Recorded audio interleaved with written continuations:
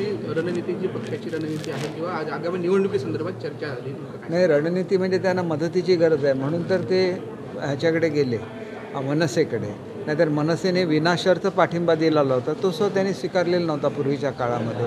आज त्यांना गरज आहे म्हणून ते मातोश्री सोडून बाहेर पडलेले आहेत, ते भेटतात. चांगली गोष्ट आहे, ह्याला कोणी आम्ही काय त्याच्याबद्दल कधीच वाईट बोललेलो नाही आहे. परंतु हा बदल जनतेने समजून घेतला पाहिजे असं मला वाटतं.